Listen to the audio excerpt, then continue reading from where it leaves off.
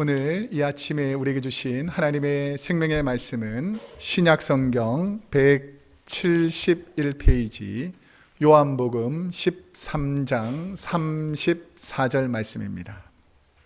제가 하나님 말씀을 봉독해 드리겠습니다. 하나님 말씀을 경청하시기 바랍니다. 새 계명을 너에게 주노니 서로 사랑하라. 내가 너희를 사랑한 것 같이 너희도 서로 사랑하라. 아멘. 오늘은 요한복음 13장 34절까지 말씀을 중심으로 비전 네 번째, 하나님과 잘 소통되시나요? 라는 제목으로 하나님 말씀을 선포하도록 하겠습니다. 저는 지난 3주 동안에 우리 교회의 비전의 아주 중요한 한 축을 3주간 설교했습니다. 기억나실지 모르겠지만 비전 첫 번째가 하나님의 비전을 품는 교회에 관해서, 두 번째는 뭐죠? 예수님의 비전을 품는 것. 그럼 세 번째는 뭘까요? 성령님의 비전을 품는 것. 그러니까 하나님 아버지, 예수 그리스도, 성령님의 비전에 관해서 3주간 나눴습니다. 자, 그러면 이것을 한 단어로 줄여서 설명하면 하나님의 비전이 무엇인지를 알아가는 것, 이것이 바로 우리 교회의 아주 중요한 한 축입니다. 그 다음에 우리 세 가지가 있는데, 이것이 바로 하나님의 비전을 깨달은 사람이 이 땅에서 어떻게 살아야 되는가에 대한 말씀을 우리가 읽었던 요한복음 13장 34절과 35절 말씀에 있는 그 말씀을 중심으로 새 계명을 너희에게 주노니 서로 사랑하라. 내가 너희를 사랑한 것 같이 너희도 서로 사랑하라.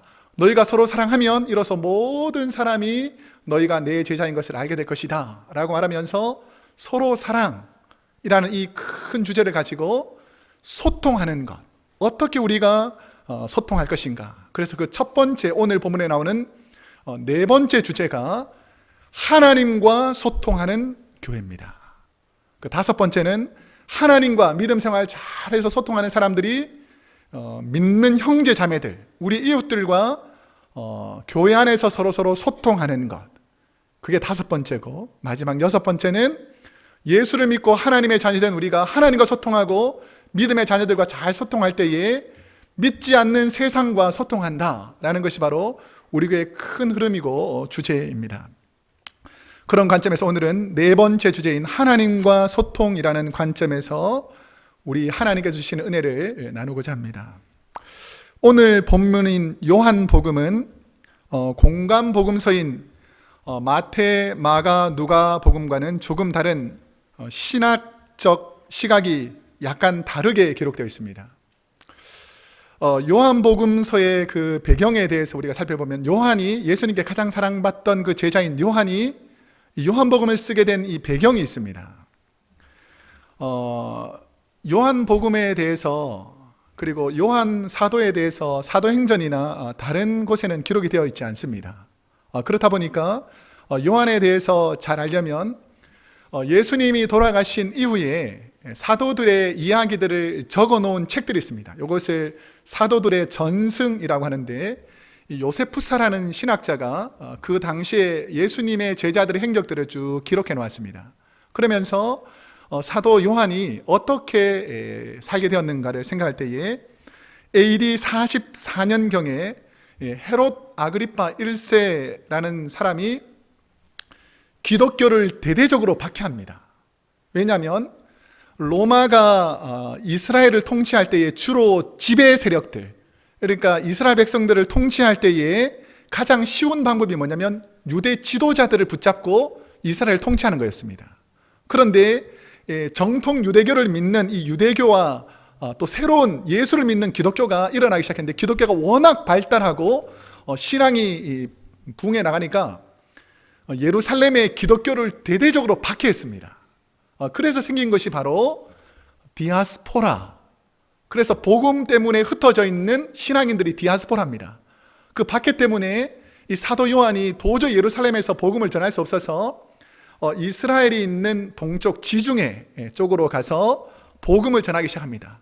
그곳에서 바로 소아시아 지역, 그래서 이스라엘 쪽으로 봤을 때는 왼쪽 편에 있는 그 지중해를 끼고 있는 소아시아 지역 7교회에서 하나님의 복음을 선포합니다. 그 7교회가 에베소, 서머나, 버가모, 두아디라, 사데, 빌라델피아, 라우디게아 이런 7교회의 수장으로서 하나님의 복음을 계속해서 전하면서 확장해 나갑니다. 그러니까 유대교 입장에서 보니까 기독교가 워낙 확장해 나가니까 기독교 지도자들을 불러서 박해하기 시작합니다. 그게 바로 AD 95년경에 요한이 85세 나이가 많이 들어있는 그 시점에 요한과 같은 예수님의 제자들, 지도자들을 이스라엘 사람들을 박해하기 시작합니다. 그때 박했던 사람이 황제, 로마 황제 도미티아누스라는 사람이 기독교를 박해할 때에 사도 요한이 붙잡혀가지고 유배되는 섬이 있습니다. 우리 요한계시록에 보면 나오는데 이 섬이 바로 반모섬입니다. 반모섬. 반모섬이라는 것은 어떤 곳이냐면 중한 노동과 철저한 죄수의 삶을 살고 다시는 빠져나오지 못하는 그런 고난이 있는 거예요. 그러니까 내가 예수님을 잘 섬기고 복음으로 기독교를 전파하고 하나님의 나라를 확장해 나가는데 지금 엄청난 나이도 많은데 지금 고난이 임한 것입니다. 그러니까 얼마나 하루하루 살아가기가 힘들었겠습니까? 이 가장 낙심되고 가장 힘든 순간에 이제는 절망하고 포기하는 이 순간에 하나님께서는 가장 순수한 믿음의 신앙을 가진 이 요한에게 종말에 일어날 사건들을 보여주기 시작합니다. 그래서 요한이 자기의 서관을 통해서 이 글을 쓰기 시작하는데 그 기록된 성경책이 바로 우리가 잘 아는 요한계시록입니다. 그 요한계시록을 쓰고 나서 하나님 은혜로 고난과 핍박을 잘 이겨냈습니다. 그 1년이 지나서 AD 96년에 도미티아누스가 로마의 그 다른 사람들 통해서 암살을 당합니다. 그래서 박해주의가 없어지고 기독교를 다시 포용합니다.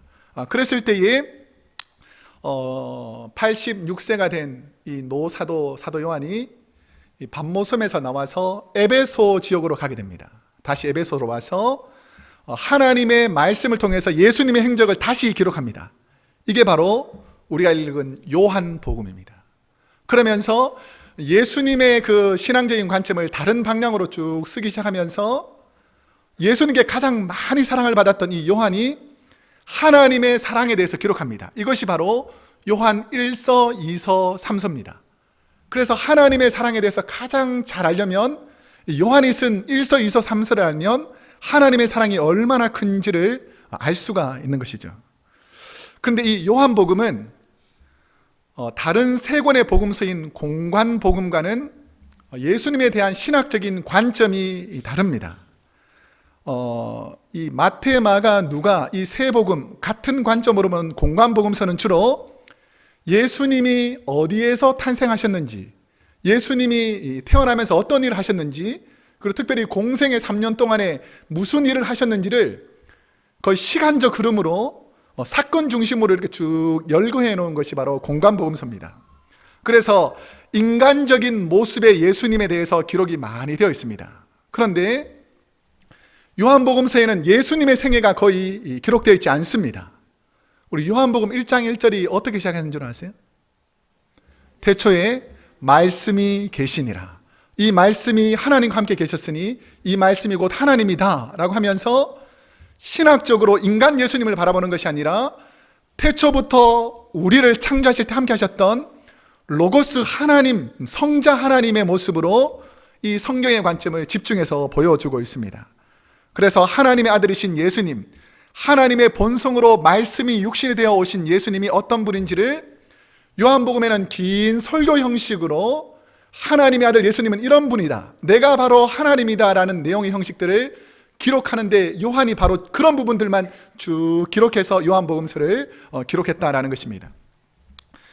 요한복음은 다른 공관복음서와 다르게 예수님의 구체적인 생활이나 기적과 일상생활을 생략하고 하나님의 아들 예수님, 그리고 구원자 예수님, 이분에 대해서 신학적으로 계속해서 예수님께 집중되어 있습니다. 그랬을 때 예수님은 과연 어떤 분이신가? 그리고 왜 예수님께서 이 땅에 오셨는가에 대한 이유들을 요한복음서에서 구체적으로 많이 기록되어 있습니다. 그래서 초기 기독교인들은 다른 복음서는 그냥 전기처럼 이분이 어디서 태어나서 무슨 일을 했는지를 마태마가 누가는 그냥 전기처럼 읽으면 다 이해가 되는데, 요한복음서는 워낙 영적으로 깊이 있는 메시지가 들어있으니까 보통 사람은 깨닫지를 못했습니다. 그래서 이 요한복음서를 영적인 복음서라고 불렀습니다. 왜냐하면 성령의 감동으로 읽지 않으면 이 하나님의 말씀, 예수님께서 하신 말씀이 잘 이해가 되지 않았기 때문입니다. 그래서 오늘 본문도 예수님께서 말씀하신 영적인 긴 설교 중에 한 부분입니다. 오늘 내용은 새 계명을 주겠다. 그것은 서로 사랑하라는 것이다.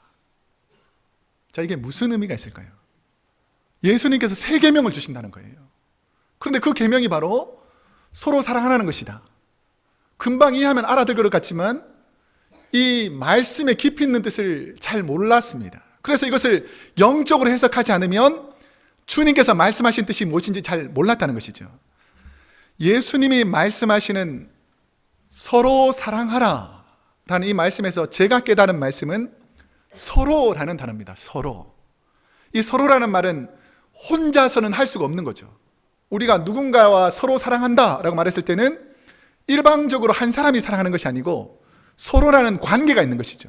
그러니까 최소한 둘 이상의 사람들 사이에서 일어나는 인간적인 관계에서 일어나는 것입니다. 그렇기 때문에 둘 이상 사이에서 일어나는 관계적인 언어로서 서로라는 것이죠. 그런 의미에서 제가 이 말씀을 다시 해석해 보면 오늘날 우리가 사용하는 언어, 서로가 사랑하는 것, 이것을 관계적인 언어로 소통이라고 할 수 있습니다. 소통. 누군가와 사랑한다, 누군가와 소통한다 라는 의미에서 우리가 이 말씀을 이해할 수 있다라는 것입니다. 제가 성도님들 가정을 신방하거나 혹은 교회에서 성도님들이 자녀들하고 이야기할 때를 볼 때가 있어요. 분명히 이야기한다고 모였는데 부모님이 자녀에게 어떻게 하냐면, 우리가 부모님하고 자녀하고 커뮤니케이션이 잘 되는 친구들도 있지만 잘 안 되는 분들이 되게 많지 않습니까? 자녀들과 이야기를 하는 모습을 보면 대화라고 시작하는데 일방적으로 훈계하는 거예요. 꾸지람. 너 내 말 좀 들어봐 하면서 막 훈계를 하는 거예요. 그래서 애가 듣고 이게 좀 불합리하다 싶어서 얘기하려고 그러면 뭐라 그러죠?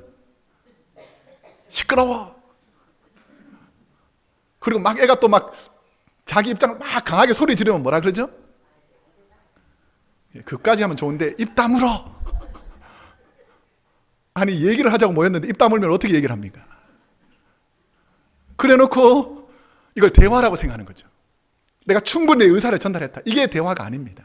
소통은 서로의 이야기가 오고 가는 것이죠. 우리의 삶 속에서 왜 이런 일들이 생기는가? 소통이 잘 되지 않으면 이런 불편한 일들이 자꾸 생긴다는 것이죠. 우리가 하나님과 소통이 되지 않으면 영적으로 이런 어려움이 닥칠 수 있는데, 이 요한은 우리가 어떻게 하나님과 잘 소통할 수 있는지에 대해서 오늘 말씀을 통해서 설명하고 있는 것입니다. 저와 여러분은 가정이든 사회이든 소통을 하는 사회적 존재이기에 오늘날 가장 중요한 주제, 가정이든 사회이든 가장 중요한 주제 중에 하나가 바로 소통하는 거죠. 내가 말이 잘 통하는가? 하나님과 잘 소통하려고 할 때에 하나님은 저와 여러분이 어떤 마음으로 하나님과 소통해야 하는지에 대해서 오늘 본문이 말씀하고 있습니다. 한번 34절 말씀을 한번 읽어보겠습니다. 시작. 새 계명을 너희에게 주노니 서로 사랑하라. 내가 너희를 사랑한 것 같이 너희도 서로 사랑하라. 하나님께서 저와 여러분 사이에 시작되는 사랑의 소통의 시작을 내가 너희를 사랑한 것처럼 이라는 뜻이에요. 내가 너희를 사랑한 것처럼 우리가 한번 사랑해 보자. 소통의 시작을 하나님께서 우리를 사랑한 것처럼 이라는 것입니다. 저와 여러분이 하나님과 잘 소통하려면 하나님께서 저와 여러분을 얼마나 사랑하셨는지에 대한 이해에서 시작되어야 합니다. 자녀인 여러분이 여러분에게 베풀어 주신 부모님의 사랑에 어느 정도 보답하고 있다고 생각하십니까? 여러분, 우리가 이 땅을 살면서 부모님께 많은 은혜를 받았잖아요. 하나님께서 우리에게 부모님을 주셔서 우리에게 부모님을 통해서 사랑을 많이 베풀어 주셨는데, 여러분은 그 부모님께 얼마나 사랑을 다시 되갚아 주고 있습니까? 여러분이 자녀를 사랑하는 마음과 여러분이 부모님을 사랑하는 마음의 차이가 혹시 없습니까? 똑같습니까?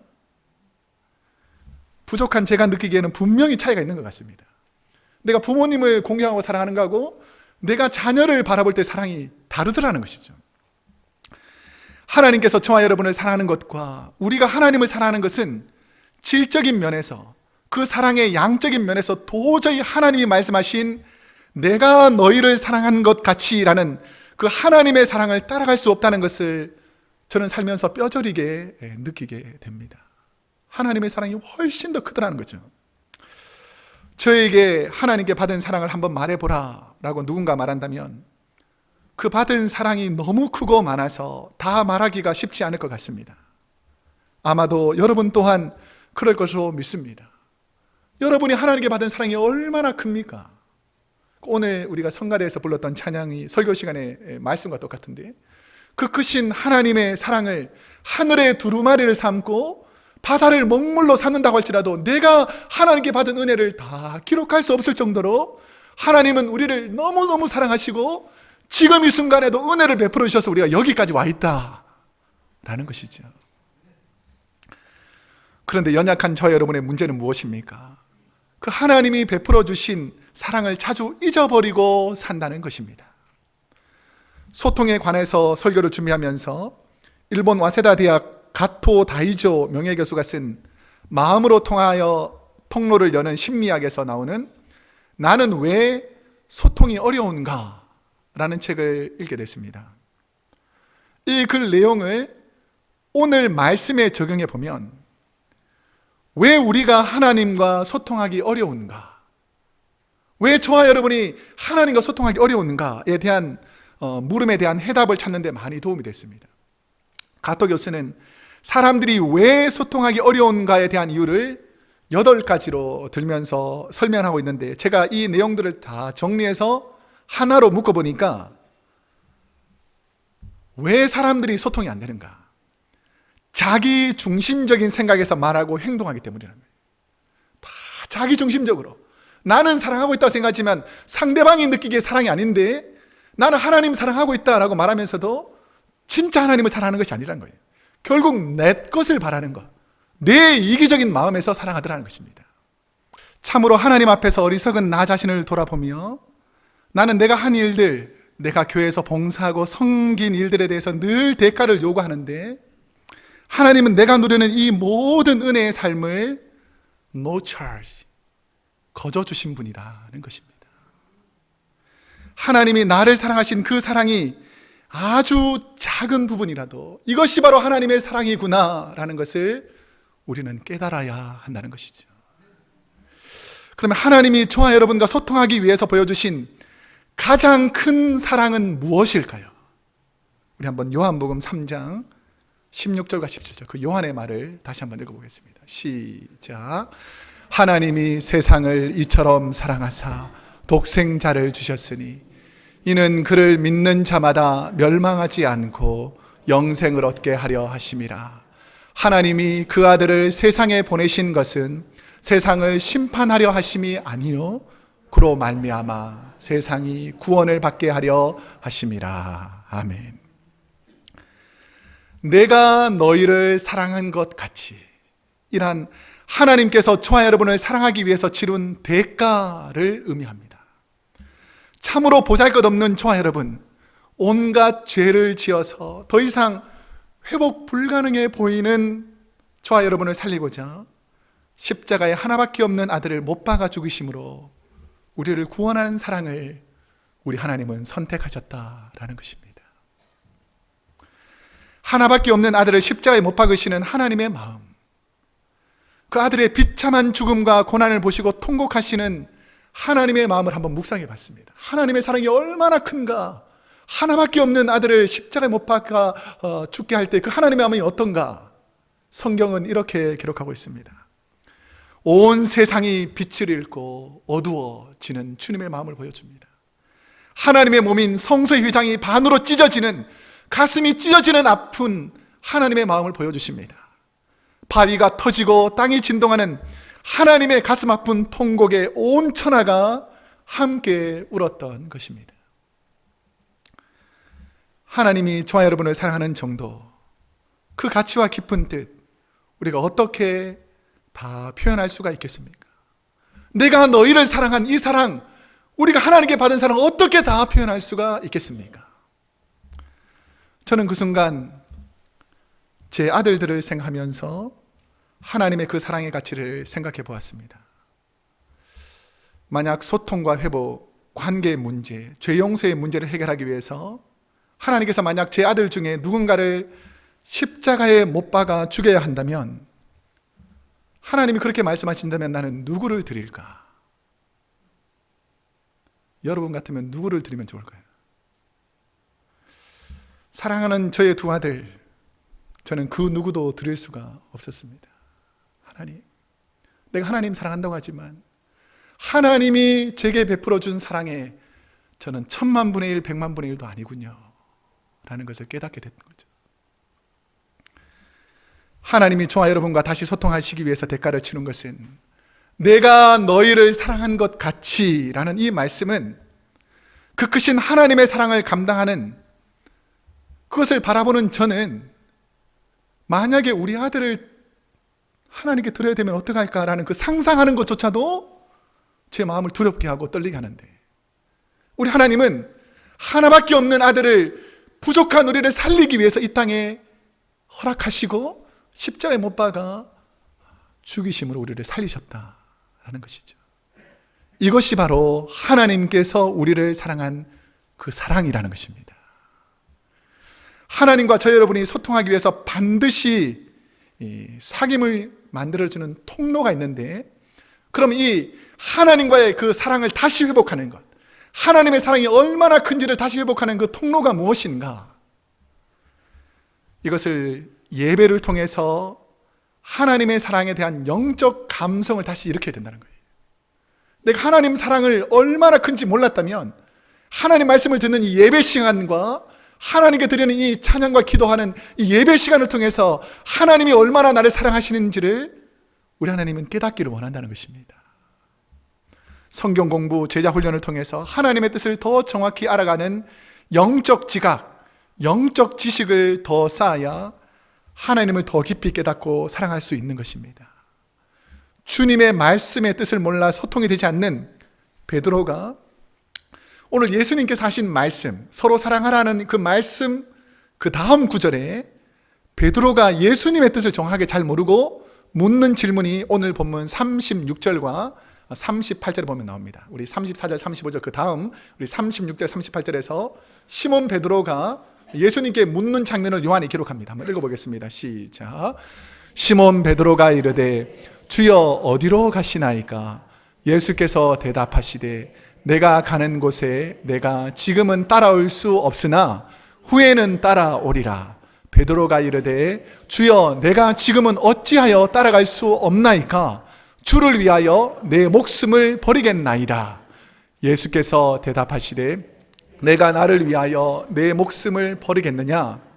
내가 진실로 진실로 내게 이르노니 다 굴기 전에 내가 3번 나를 부인하리라. 아멘.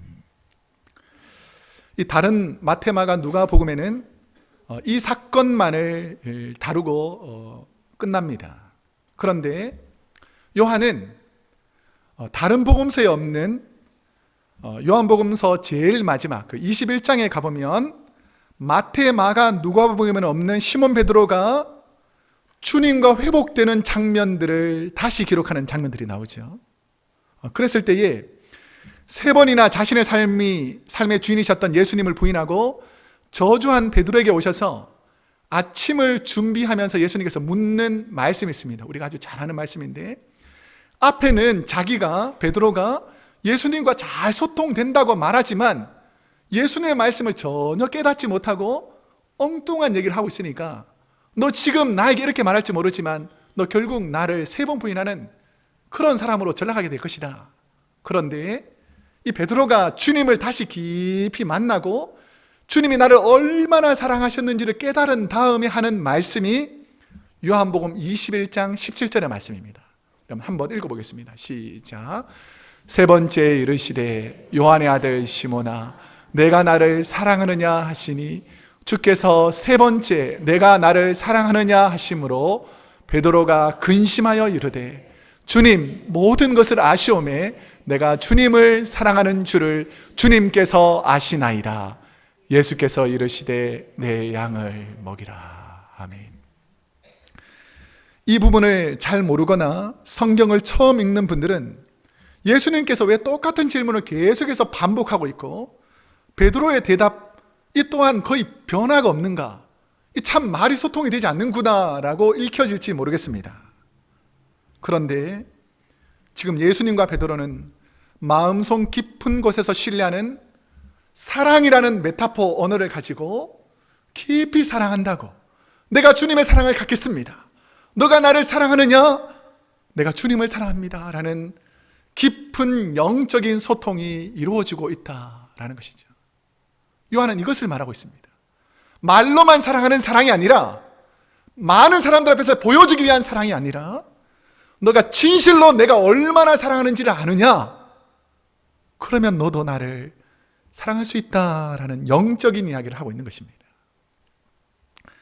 사랑하는 성도 여러분, 하나님은 실수한 사람, 실패한 사람, 도저히 인간적인 관점에서도 회복되기 힘든 죄를 지은 사람에게도 베드로처럼 주님을 부인한 죄책감에 시달려 인생의 하나님을 떠나 살던 분도 지은 죄로 얼룩진 자신의 모습을 감추고 싶어 낙심한 자리에 있는 그분들에게도 우리 주님은 찾아가셔서 회복시키시는, 우리와 회복되기를 원하시는 사랑의 하나님 주님이란 사실을 잊지 않기를 축복합니다.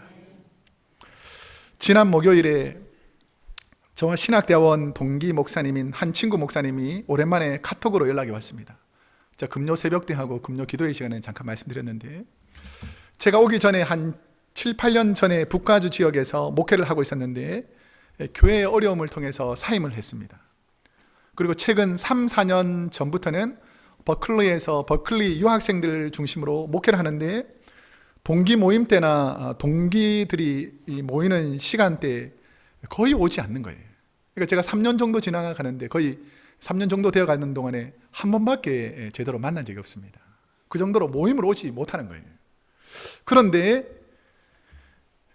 제가 여러 번 오라고 메시지를 보냈지만 저한테 카톡으로 처음 온 거예요. 그 목사님이 저한테 처음으로 카톡으로 메시지가 왔어요. 궁금해서 그 카톡 내용을 알아보니까 최근에 너무 어려운 형편이라 한 대밖에 없는 20년 된 차가 체크 엔진이 떠서 수리하러 갔더니 체크 엔진은 겨우 고쳤는데 스모그 체크가 통과되지 못해서 수리하려고 하는데 혹시나 아는 분이 있으면 좀 소개해달라, 이런 내용이었어요. 어려운 형편이라 차를 살 형편이 안 되는 친구 목사님을 도울 방법이 없을까 하루 종일 기도하는데 하나님께서 저에게 말씀으로 응답하시는 것이 있었습니다. 찬우야, 내가 해결해 주겠다 라는 것이었습니다.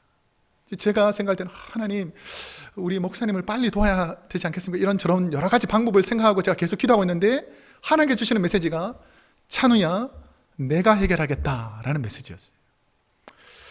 금요일 새벽 기도의 시간에 잠시 설교 마지막 부분에 이 내용을 잠깐 나누었습니다. 그래서 한 분의 도움으로 차를 수리하고 그 부품을 고쳐서 스모그 체크가 통과하게 됐습니다. 그 친구가 저한테 전화가 왔어요. 저는 한 것이 아무것도 없는데 너무 고맙다라고 인사를 하고, 그리고 도움을 주신 그 집사님께도 너무 감사하다고 꼭 전해달라고 전화를 했습니다. 저는 하나님께 감사하고 찬우야, 내가 해결해 주겠다라는 말씀을 다시 한번 깊이 생각해 봤습니다. 그런데 계속해서 제 마음속에 하나님께서 주시는 부담감이 있었습니다.